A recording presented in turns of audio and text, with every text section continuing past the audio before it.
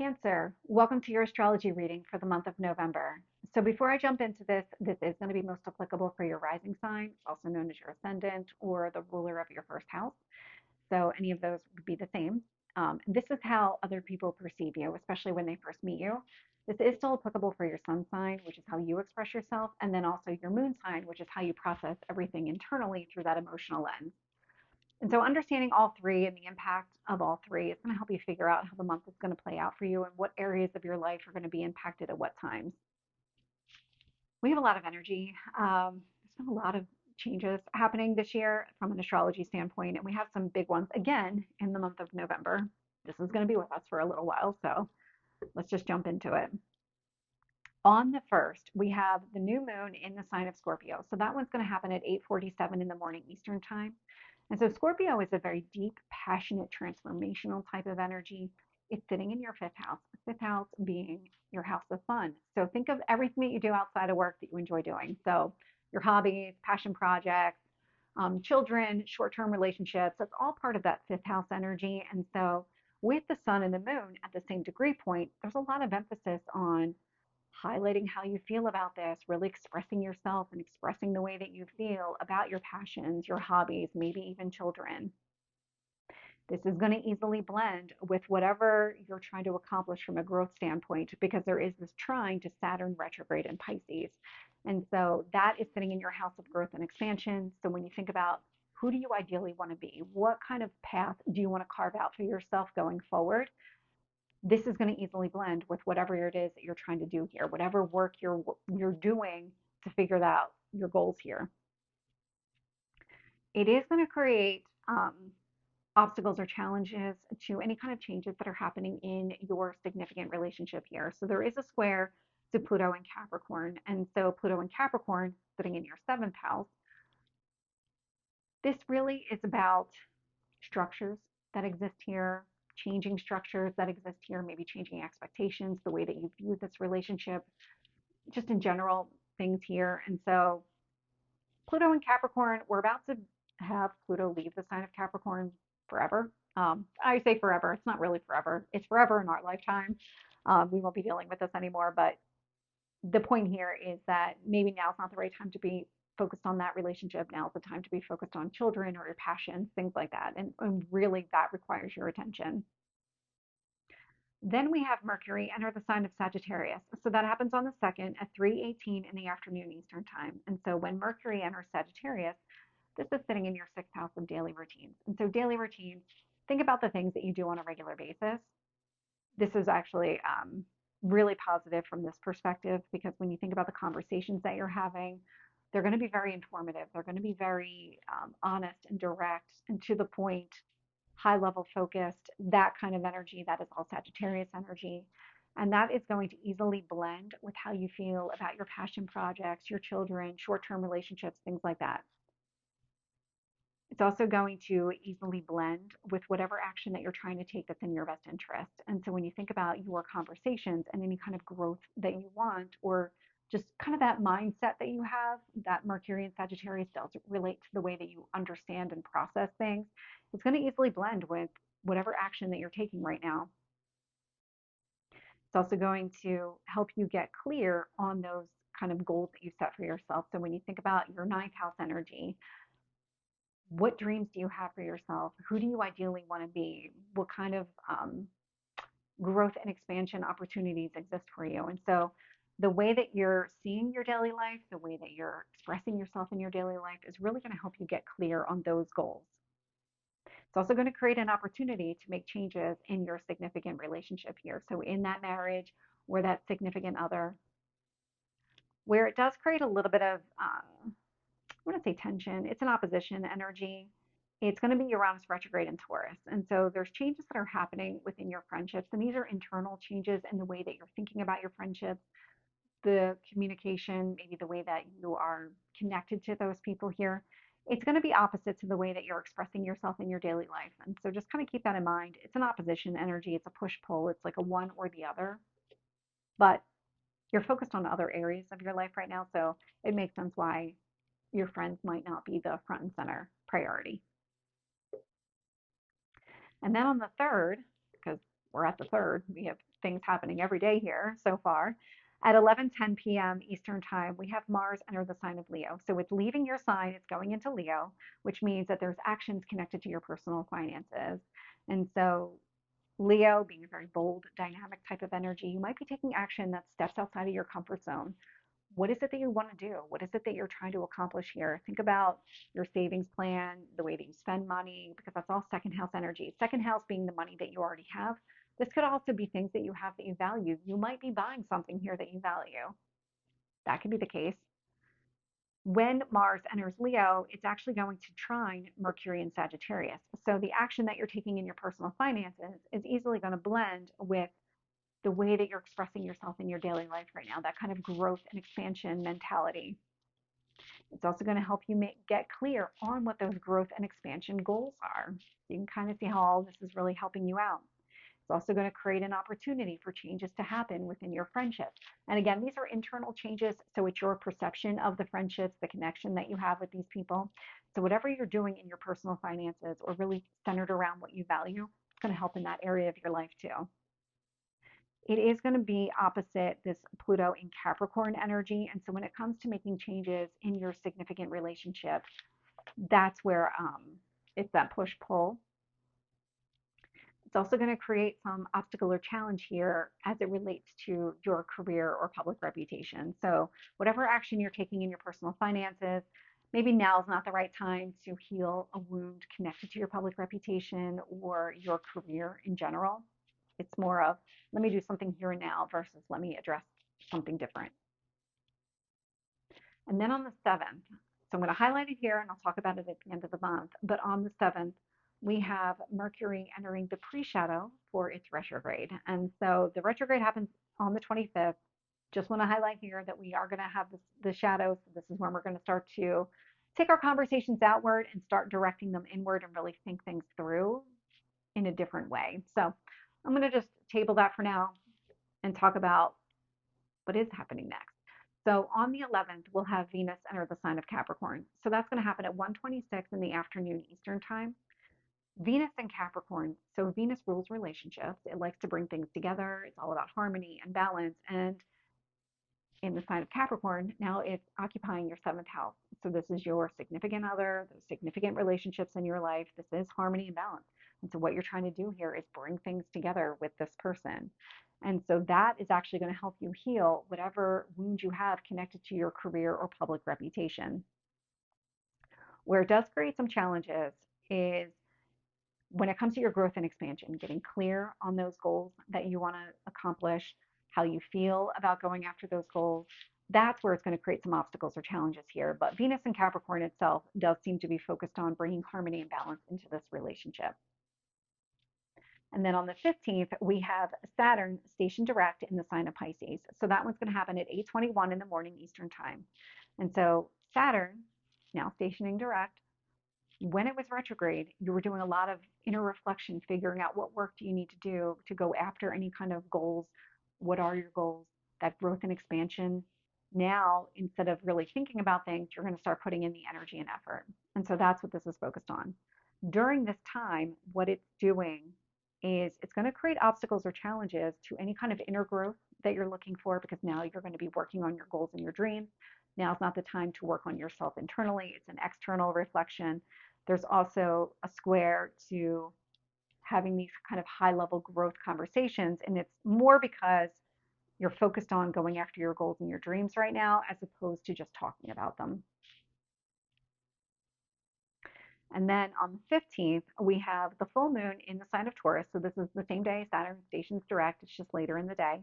And so during these full moons, we'll have the sun and the moon, and they'll be having different conversations with the planets here. A couple things to highlight.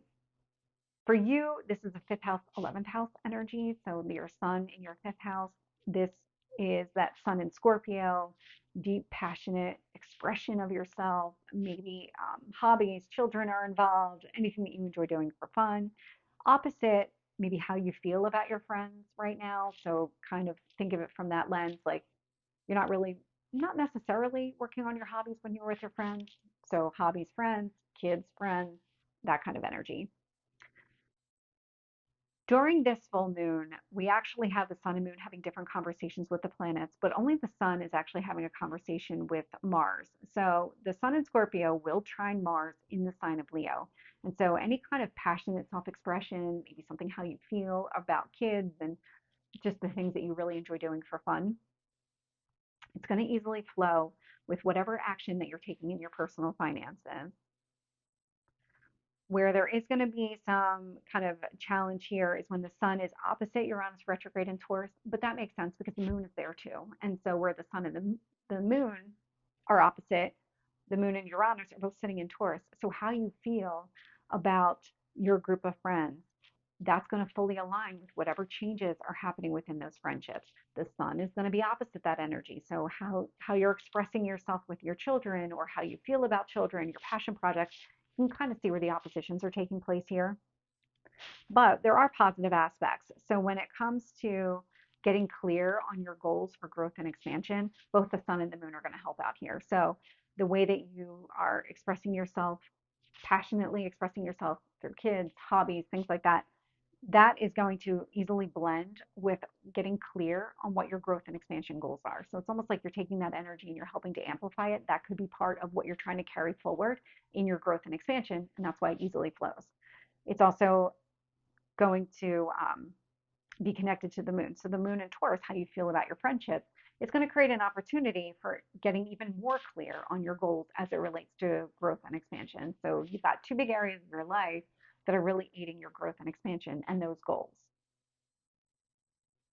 And then they will actually have pretty good conversations with Pluto and Capricorn, which is sitting in your seventh house of one-to-one relationships, that significant other. And so here, this kind of passionate expression in your house of fun, so your passion projects, your children, things like that, it's going to create an opportunity for you to make changes in that relationship, make changes in the relationship with your marriage partner, those kind of interpersonal relationships, all those meaningful relationships in your life. The moon in Taurus is going to easily blend with whatever changes are taking place in that relationship. So how you feel about your friendship easily blends with whatever changes you're making in those relationships or in that significant relationship. And then on the 19th, we have Pluto enter the sign of Aquarius. So that's going to happen at 3:30 in the afternoon Eastern time. So all of this Pluto in Capricorn is now done. For our lifetime, Pluto will not be back in the sign of Capricorn, uh, good or bad.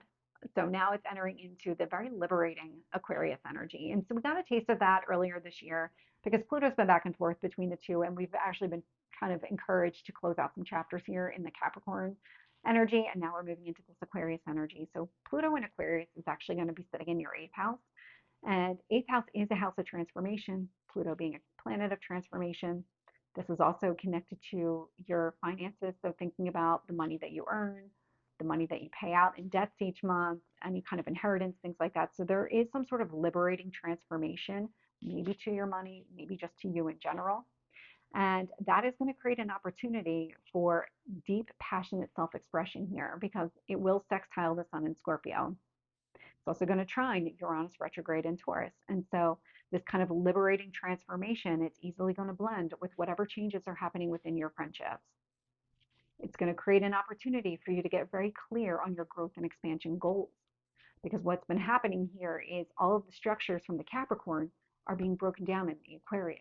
And so there's something here that is changing, it is modifying, it's helping you kind of shed your old skin so that you can move forward in a better way, in a more productive way for you. Where there is an opposition is to the moon in Cancer and Mars in Leo. And so this kind of liberating transformation that you're going to be going through, it's going to be opposite how you feel about yourself and also any kind of action that you're taking in your personal finances. But it's more of those will catch up. They will. This is really about what kind of changes need to take place for your best interest right now. That's what's happening here.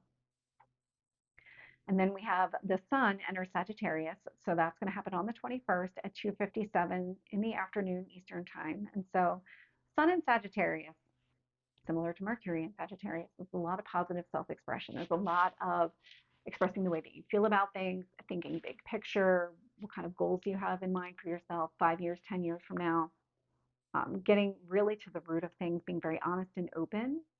And that Sun in Sagittarius will trine Mars and Leo. And so, whatever honest self expression that you're having, it's going to easily blend with whatever action you're taking in your personal finances.